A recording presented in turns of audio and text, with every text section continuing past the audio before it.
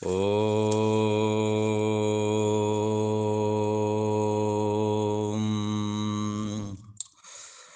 ओम गुरु ब्रह्मा गुरु विष्णु गुरुदेव महेश्वरा गुरु साक्षात् परम ब्रह्म तस्मै श्री गुरुवे नमः। ओम योगेश्वर श्री कृष्ण भगवान की जय। ऐं सरस्वत्यै नमः। तो यहाँ पे इन्होंने कहा है, कल का विषय आज और थोड़ा क्लियर करते हैं। विषय ये रहा, अर्जुन भगवान श्री कृष्ण से कहते हैं कि यद्यपि दोनों तरफ सेनाएं जुटी हुई हैं तो भी दुर्योधन आदि की ओर से ये महानुभाव गुरु लोग युद्ध करने के लिए आए हैं, और इन महानुभाव जो गुरु लोग हैं इनको हमें न मारना पड़े और भिक्षा लेकर के भोजन करना पड़े तो भी मैं अपने लिए कल्याणकारी मानता हूँ। और कदाचित इनके साथ युद्ध करें और हम जीत जाएं तो भी रुधिर से सने हुए भोगों को ही तो हमें भोगना पड़ेगा, ऐसा अर्जुन कह रहे हैं। तो इसके कहने के पीछे गुरून् अहत्वा श्रेयो ही महानुभागान, गुरून् हत्वा ही महानुभावान, महानुभाव गुरुजनों को ना मारना, ये बात तो बिल्कुल क्लियर है, ठीक है, ऐसा होना भी चाहिए। पर किस बेस पर होना चाहिए? यदि ये गुरु लोग ऐसा कहते कि ये पांडव लोग बेचारे, इनके पिता नहीं रहे और इनका परवरिश भी इनकी किसी ने नहीं की, इसलिए ये दया के पात्र हैं,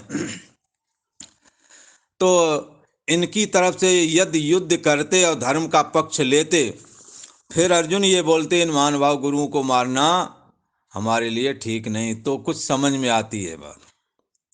पर ये उसका पक्ष ले रहे हैं राजा दुर्योधन का, जिन्होंने जहर दिया, जिन्होंने राज्य का अपहरण कर लिया, जिन्होंने भरे दरबार में द्रौपदी के वस्त्र हटाने का एक प्रयास किया जो निष्फल हुआ। ईश्वर की कृपा से, भगवान श्री कृष्ण की कृपा से उनका ये प्रयास निष्फल हो गया, वरना उन्होंने अधर्म करने में कोई कसर नहीं छोड़ी। उस सभा में ये महानुभाव गुरुजन विद्यमान थे, और जब जब भी अर्जुन ने इन दुर्योधन, दुशासन आदि दुष्ट प्रवृत्ति वाले जो ये महारथी लोग हैं थे, इनको सिखाने का, इनको शिक्षा देने का या इनको दंडित करने का जब भी प्रयास किया, सेनापति के रूप में सबसे पहले उनकी तरफ से ये महानुभाव गुरु लोग ही आगे खड़े दिखाई दिए। आज जब युद्ध का मैदान है, अपना राज्य वापस की मांग को रखते हुए जब राजा धृतराष्ट्र के पास भगवान श्री कृष्ण स्वयं भी गए और पांडवों का राज्य वापस दे दो, वापस दे दिया जाए, ऐसा जब प्रयास किया, ऐसा जब उससे कहा गया, तो उन्होंने ये बोल दिया, मैं सुई की नोक के बराबर भी भूमि नहीं दूंगा। उनके ऐसा कहने की हिम्मत किसकी वजह से पड़ी? इन महानुभाव गुरुजनों की। हाँ, इन्हें पता है कि ये महानुभाव गुरुजन यदि कोई भी हमला करेगा तो पहले यही लड़ने जाएंगे, ये नहीं मानेंगे। इन्हें मन में लगेगा हमने इनका नमक खाया है, यदि कोई हमला करता तो युद्ध में हम उनका सामना करने जरूर जाऊंगा, इनकी ऐसी मंशा है। ये ऐसे उन महानुभाव गुरु लोगों के प्रति अर्जुन का जो ये भाव है कि मैं इनको न गुरु महानुभाव गुरुजनों को ना मार करके भिक्षा का अन्न मांग करके खा लेना श्रेष्ठ मानता हूँ, ये एक बहुत गलत बात है। जो यहाँ पर गलत बुनियाद पर सच्चे जो तर्क दिए जा रहे हैं, वे अर्जुन के ये तर्क, ये दलीलें मोह से ग्रसित हैं। इसलिए भगवान श्री कृष्ण ने इनकी सारी तर्क दलीलों को अस्वीकार कर दिया है। आगे श्लोक में अर्जुन भगवान श्री कृष्ण से ये भी कहते हैं, इन्हें मारने के बाद रुधिर से सने हुए भोगों को भोगना पड़ेगा, और यदि इनका पक्ष मारा जाता तो वो कौन से भोगों को भोगेंगे? वो रुधिर से सने हुए भोगों को क्या नहीं भोगेंगे? या अभी तक राज्य का हरण किया गया इनका, इन्हें जहर आदि दिया गया, तो अभी तक इन्होंने कौन से भोग भोगे हैं?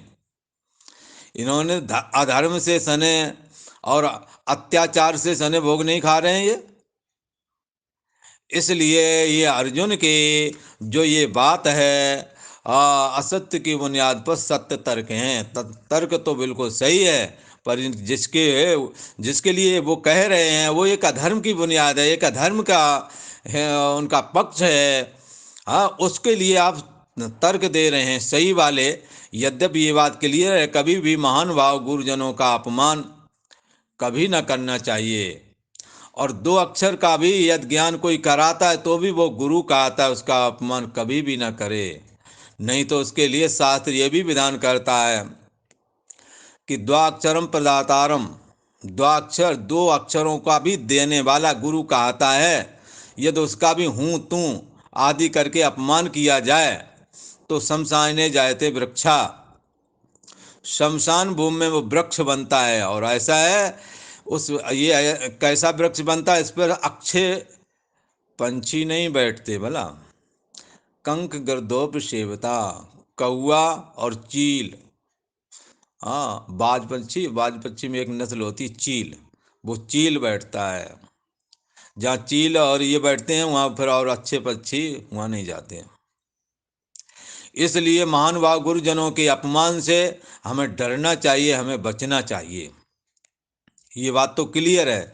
और यहाँ एक बात और बताऊँ, यहाँ महान भाव गुरुजनों का अपने से आयु वृद्ध भी लगा लेना चाहिए। अपने से जो आयु वृद्ध हैं, जो तुम्हारा हित चाहते हैं, उन्हों का आपने भूल करके भी अपमान नहीं करना।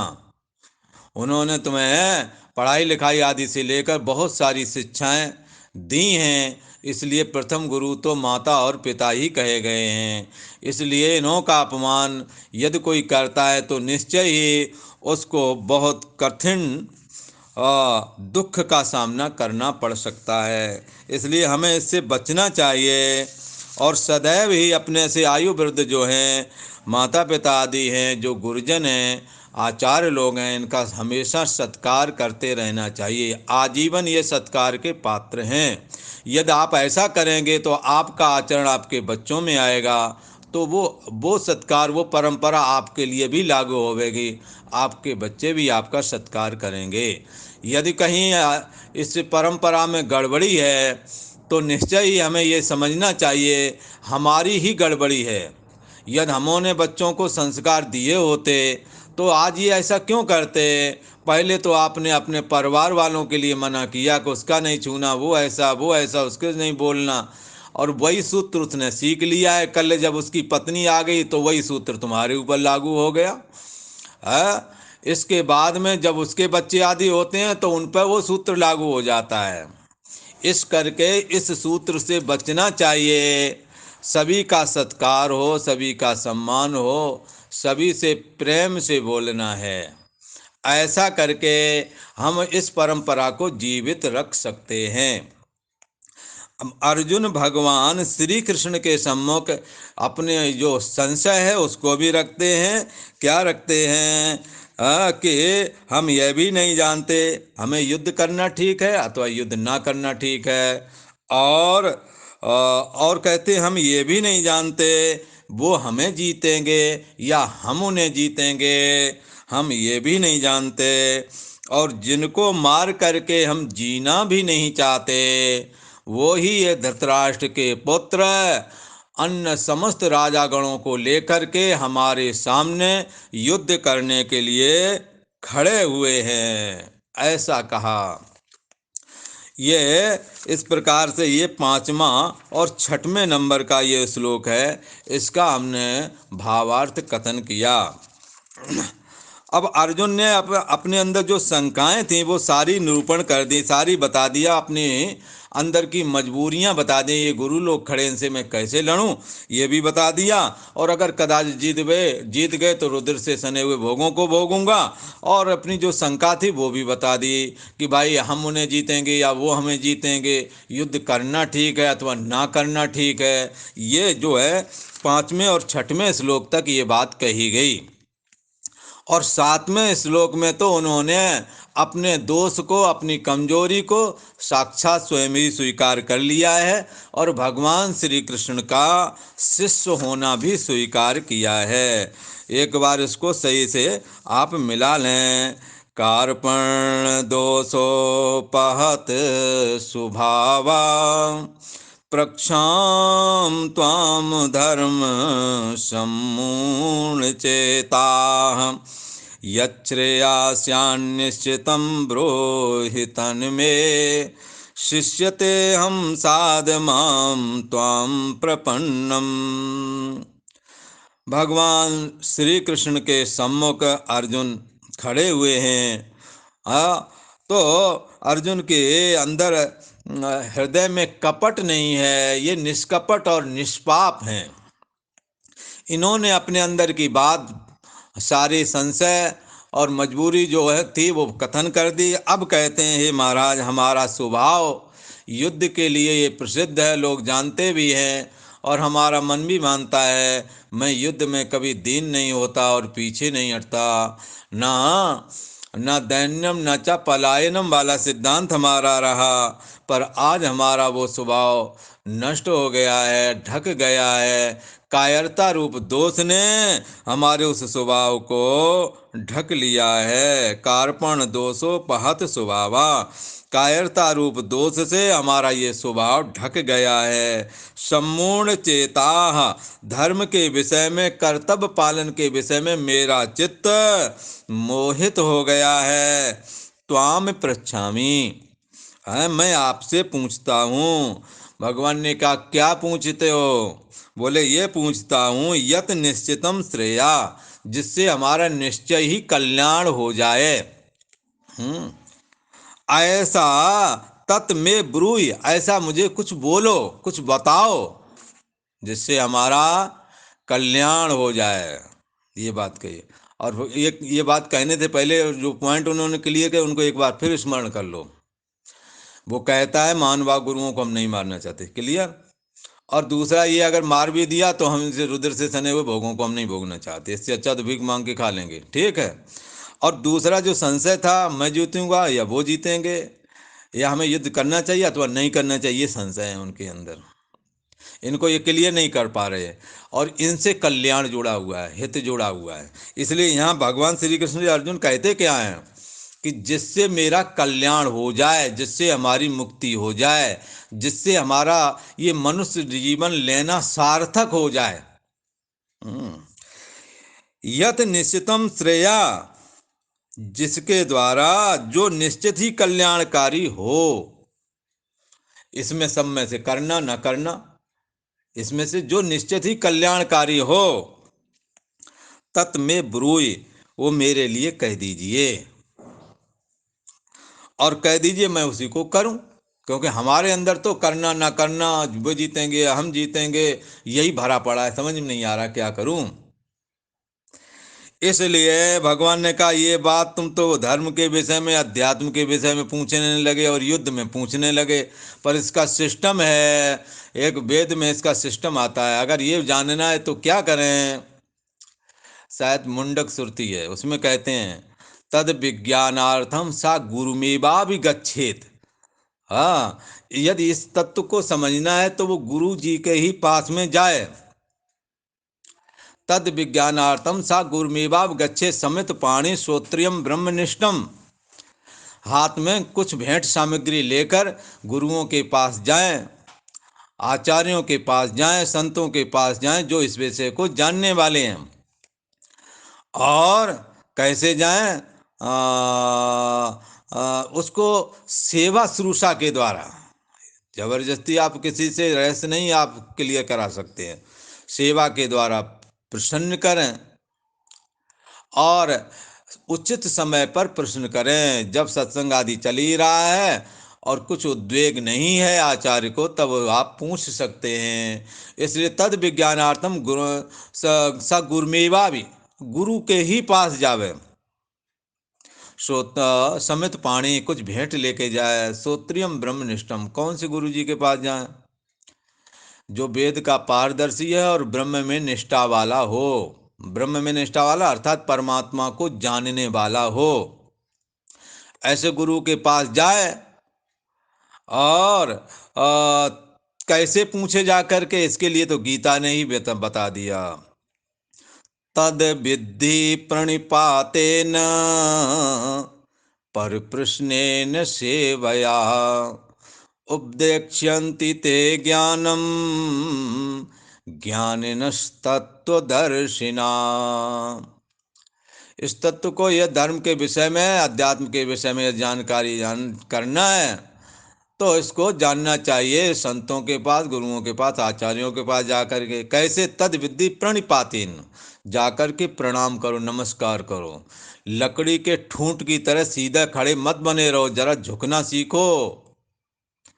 गुरुओं के यहाँ बड़े बड़े, एक जगह कहते हैं राम कृष्ण से को बड़ो भला, तिनहु न गुरु कीन, तीन लोक के जे धनी, गुरु आगे आधीन। अरे जरा सोचो तो सही, हर जगह अभिमान को लेके बैठे हो, किसी से झुकना नहीं चाहते। कोई जगह ऐसी भी बनाओ जहां तुम जाकर के अपना मत्था झुका लो। भगवान राम, भगवान कृष्ण भी किसी के आगे झुकते नहीं, पर गुरुओं के आगे झुकते हैं। गुरुओं के आगे, आचार्यों के आगे, संतों के आगे झुकते हैं। अपने माता पिता के आगे झुकते हैं। अपने जो बड़े भाई बंधु हैं उनके आगे झुकते हैं। आप किस खेत की मूली हैं? आपके पास ऐसा क्या है जिसके लिए इतना अभिमान कर रहे हैं? कोई जॉब अच्छी मिल गई, थोड़ा कमाने खाने लगे, तो परिजनों को प्रणाम नमस्कार भी भूल गए।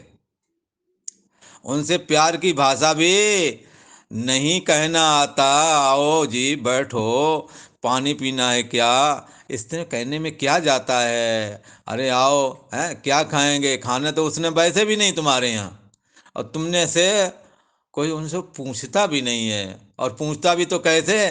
देखो ये आए हैं, जरूर कुछ न कुछ काम होगा तभी आए हैं। ऐसी बातों से हमें बचना चाहिए। ये बातें आपके दिलों को जोड़ेंगी नहीं, ये तोड़ेंगी।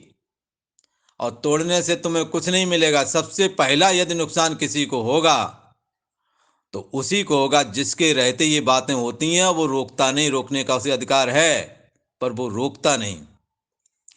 सबसे ज़्यादा और सबसे ज़्यादा नुकसान, सबसे ज़्यादा दुखी वही होता है जो अपने सम्मुख ये चर्चाएं होती हैं, ये बातें होती हैं, और वो घर का मुखिया भी है, उसे अधिकार भी है रोकने का, पर ये सुनी अनसुनी कर जाता है। इसलिए इन बातों से हमें बचना चाहिए। अपने जो आचार, अपने गुरु लोग, अपने जो परिजन हैं, हमसे जो बड़े एज वृद्ध हैं, जो हमारे माता पिता हैं, जो हमारे नाते रिश्तेदार हैं, जिन्होंने बड़ी आरजू मिन्नत करके शादी विवाह बहनों के करके आए हो, उनको शत्रु की तरह देखना चालू कर लिया। अभी से जीते जी, अभी बहन भी बैठी है, भाई भी बैठे हैं। पूर्वजों ने तो ऐसा कभी नहीं किया। पूर्वजों ने तो अंतिम समय तक संबंध निभाए हैं। और बहनों की तो क्या कहना, दांत एको मुंह में रह नहीं गए। और एक भी दांत मुंह में नहीं। पुराना समय की इतना कितना प्रबल संबंध थे, एक भी मुंह में दांत नहीं है। और भाई की निंदा कर दी तो लड़ने को खड़ी हो गई। भाई की निंदा सुन नहीं सकती थी। अब क्या हो गया समझ में नहीं आता। अरे इस संबंधों को तोड़ो नहीं, जोड़ो। भाइयों ने यहाँ तक किया, हमें याद है एक जगह एक ने जुआ खेल के सब जमीन जायदाद बेच, वो गिरवी रख दी। तो बहन ने बताया भाई कि ऐसा ऐसा हो गया, अब नहीं खाने को कुछ रह गया। भाई आया, सारी ज़मीन छुटाई, बच्चों के पढ़ने के इंतजाम किए और कुछ खर्चा दे के गए। ये बातें इतिहास में, इतिहास के पन्नों में ना रह जाएं, ये बात अपने जीवन में भी लाओ। अगर ऐसे ही करते रहोगे, आगे जानवरों से बढ़कर के समाज बनने वाला है। कोई किसी को, संवेदनहीनता इतनी हो गई है, कोई किसी के दुख दर्द को दुख दर्द नहीं समझता। जब अपने ऊपर बीतती है तो लगता है काश कोई आता, एक बार यही पूछ लेता कैसे हो। पर तुमने वो कर्म कर लिए जिसकी वजह से कोई आता है तो डरता है कि जाऊंगा तो पता नहीं क्या बोल पड़े, क्या कह पड़े, किसकी भड़ास लिए बैठे हैं ये, और किसकी भड़ास किसके ऊपर ये उतार बैठे हैं। कहाँ की वैमनस्यता, क्या शंका कर लें। अरे इन शंकाओं को निर्मूल कर दो, खुले दिल से मिलो, प्यार से मिलो। यदि कोई समस्या है तो उससे प्यार से बोलो, भाई क्या बात है, जहाँ तुमने दबना है दब जाओ। जहाँ लगता है कि हमारे दबाने से बैलेंस बनता है वहाँ दूसरे को दबाओ। इन सब बातों को करते हुए हमारे बुजुर्गों ने बड़े प्यार से संयुक्त परिवार, जिसमें 30-30, 35-35, 20-20, 10-10, 10 से नीचे तो लोग किसी परिवार में थे ही नहीं। सब उसी में रहते, सब उसी में, हम सबका गुजारा वहीं, भाई ब्याह भी हुए वहीं, पैदा भी हुए। आज सबके मकान अलग है, सबके कमरे अलग, सबके बेड अलग, फिर क्या हो गया है। इस अहंकार को उतार दो। इस अहंकार ने पैसे क्या कमाने लगे, तुमने प्यार को तिलांजलि दे दी। भोजन बनाने की जगह भंडारी ले आते हो, बफेलो सिस्टम कर दिया। बफेलो में बैल भैंसा जैसा, बैल भैंसों की तरह जैसे सानी लगा दी, खाओ जा करके, ऐसा सिस्टम बना लिया। दिल में प्यार कहाँ से आएगा। इसलिए भोजन बनाओ, प्यार से परोसो, खा लो, ठूस लो, ऐसा मत बोलो, ये तुम्हारे दिलों को तोड़ने वाला है। इसलिए भगवान श्री कृष्ण और राम जैसे लोग भी अपने आचार्यों का, अपने गुरुओं का आदर करते हैं। उन्हों को खिला के तब खाते हैं। उनसे पूछते हैं, भगवान राम भरत के विषय में क्या क्या पूछते हैं, रामायण पढ़ो पता लगेगा। भाई भाई के प्रति कैसा करते रहे, माताओं ने बिगाड़ने में कोई कसर नहीं छोड़ी। भगवान राम की माताओं ने बिगाड़ने में कसर नहीं छोड़ी, पर भगवान राम जो समझदार थे, जो अपने परिवार को, राज परिवार को लेकर चलने की इच्छा रखते थे, उनके कर्तव्य, उनका दिया हुआ प्यार उनके भाई भूले नहीं। उन्होंने माता के षड्यंत्र को निष्फल कर दिया, और भरत को राज देने की जो प्लानिंग कैकेयी की थी वो धरी की धरी रह गई, और भरत जी ने भगवान राम को ही सम्राट बनाया। तो बहुत सारी जगह जहाँ पर कोई गलत है, गलत का आप साथ नहीं देंगे, समाज जुड़ा रहेगा। भगवान श्री कृष्ण अर्जुन को, हाँ, गीता सुना करके अपने कर्तव्य पालन की याद दिला रहे हैं। अर्जुन ने तो अपना सारी बात कह दी, और ये भी कह दिया कि भाई हमारे कायरता रूप दोष ने हमारे स्वभाव को ढक लिया है, मुझे अपना कर्तव्य दिखाई नहीं पड़ रहा है, मैं क्या करूं। भगवान श्री कृष्ण से कहा कि जिससे मेरा कल्याण हो वो बात हमें बता दीजिए। इसके लिए मैं आपका शिष्य हूँ। अहम, कहते हैं अहम ते शिष्या, मैं आपका शिष्य हूँ। त्वाम प्रपन्नम, अब आपकी शरण हुआ हूँ। माम शादी, मुझे शिक्षा दीजिए, ऐसा कहा। ये हमने 7वें श्लोक का अर्थ, भावार्थ निरूपण किया। अब आगे 8वें अध्याय को कहते हैं। नाहि प्रपश्यामि ममापनुद्यात् यच्चोकमुच्छोषणमिन्द्रियाणाम् अवाप्य भूमा वसपत्नमृद्धं राज्यं सुराणामपि चाधिपत्यम्। भगवान श्री कृष्ण से अर्जुन कहते हैं, हे भगवान, इस भूमंडल में हमें निष्कंटक धन धान से संपन्न राज्य यदि प्राप्त हो जाए और सुराणाम आधिपत्यम अवाप्य और देवताओं का भी मैं स्वामी हो जाऊं, तो भी हमारे को जो ये दुख हो रहा है ये दूर हो जाएगा, ऐसा मैं नहीं समझता।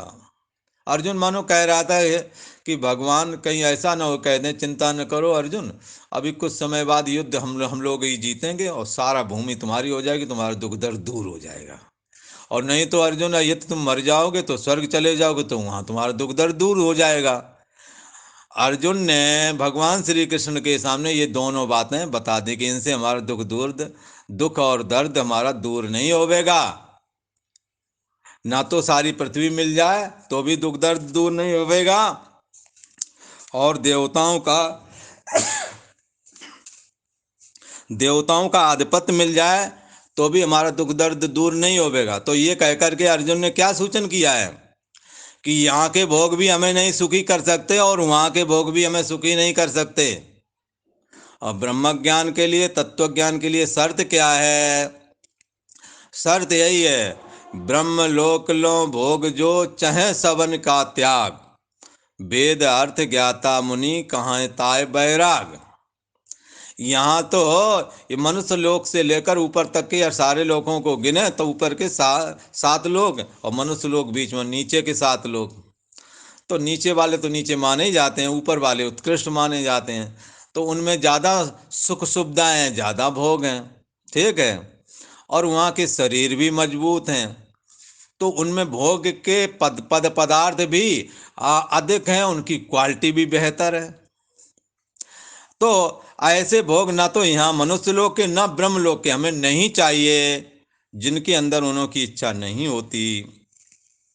ऐसा यदि कोई है तो समझना चाहिए उसको विषयों के प्रति वैराग हो गया है।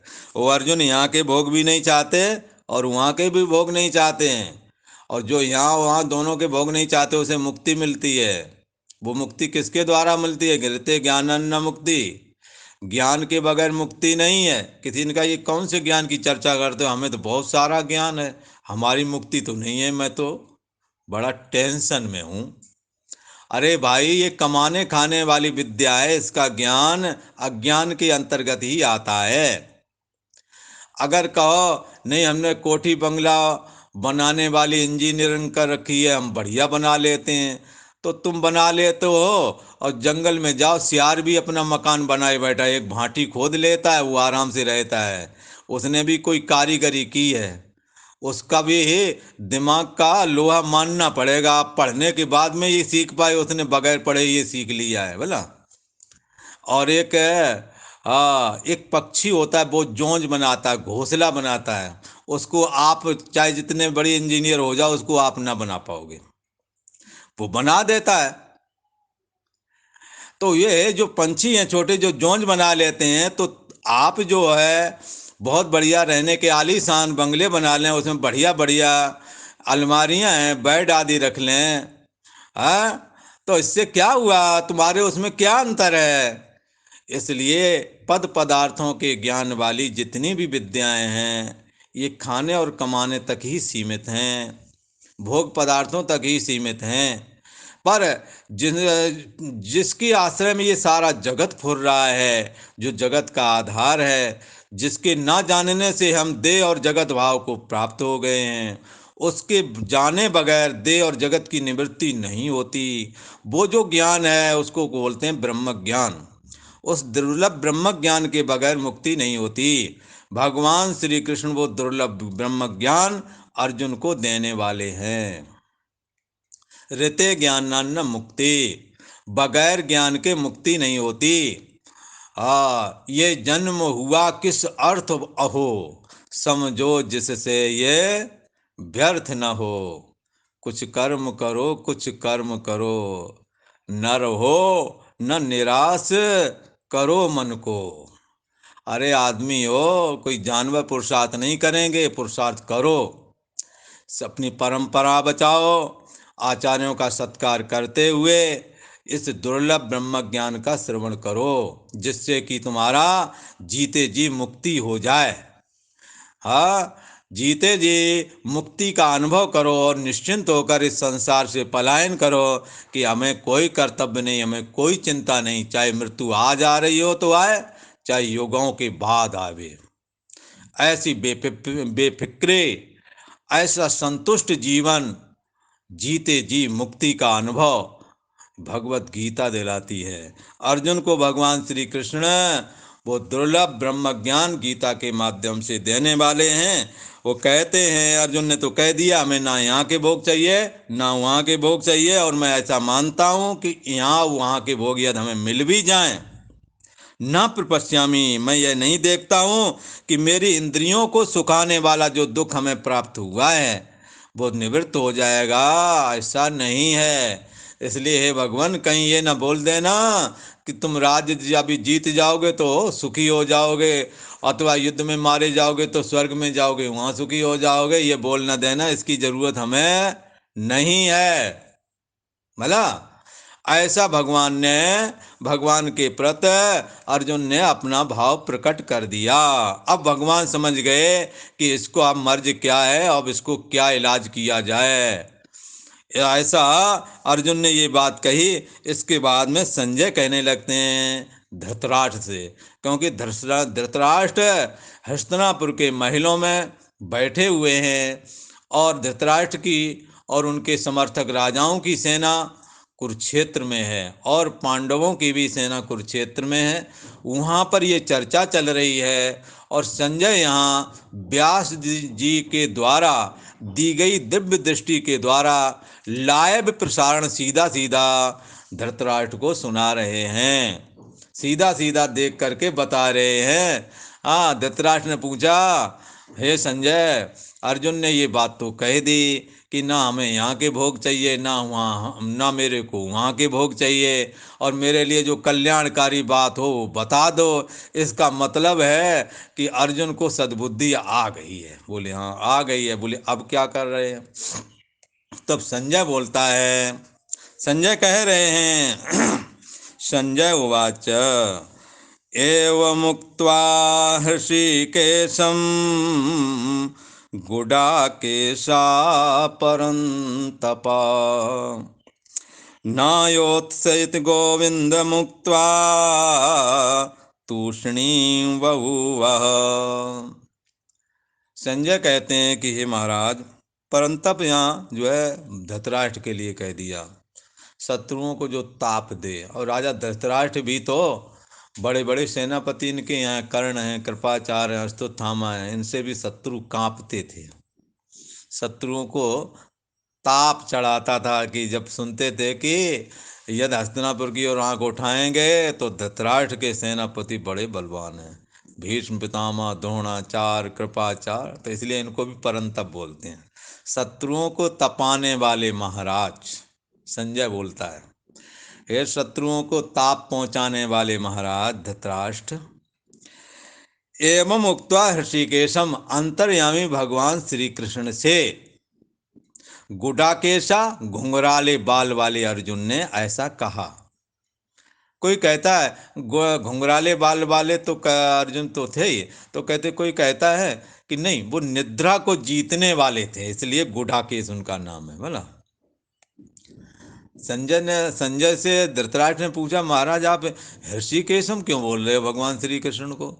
बोले कि ऋषिकेश ना बोलूं तो क्या बोलूं, वो तुम्हारे अंदर की भी जान रहे हैं और अर्जुन के अंदर की भी जान रहे हैं। अर्जुन निष्कपट है, निष्पाप है, इसकी वजह से भगवान श्री कृष्ण का शिष्य भी बन गया वो, और कहता हमें शिक्षा दे जिससे हमारा कल्याण हो जाए।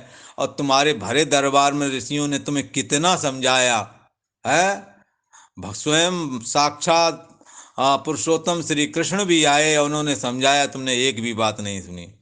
क्यों नहीं सुनी? क्योंकि तुम भीतर से कपटी हो और तुम्हारे कपट को वो जानते हैं, इसीलिए मैं उनको ऋषिकेश बोल रहा हूँ। ऋषिकेश का मतलब होता है अंतर्यामी। तुम जो हो चुकरिया में गुड़ फोड़ फोड़ के खा रहे हो और ये कह रहे हो अब मैं जो करता हूँ दूसरा कोई नहीं जानता है, वो सब जानते हैं। अर्जुन के अंदर का निष्पाप जानते हैं और तुम्हारे पुत्र दुर्योधन के अंदर का पाप जानते हैं वो। ऐसे वो अंतर्यामी भगवान श्री कृष्ण सारे जगत का एकमात्र आधार हैं।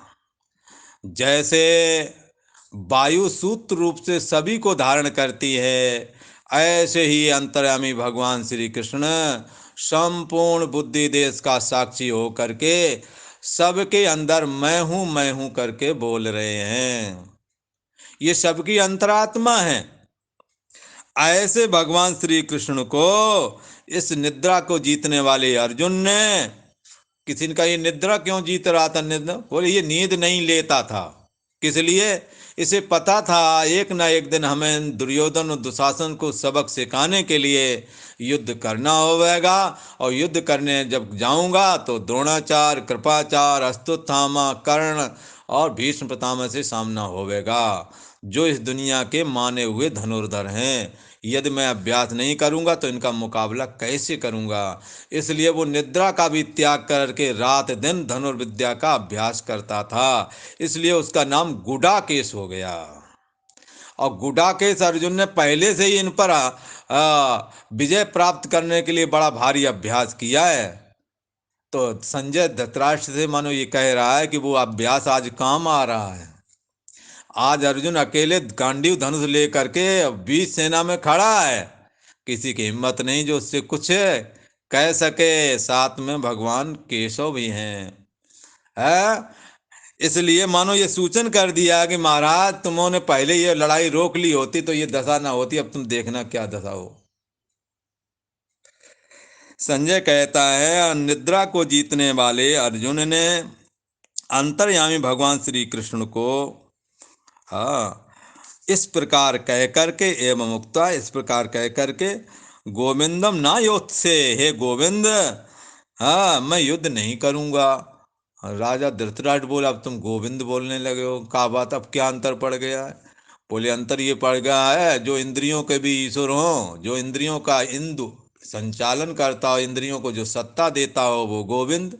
गो माने इंद्रियां, भला इंद्रियां होती हैं 10 बाहर की और 4 अंदर की।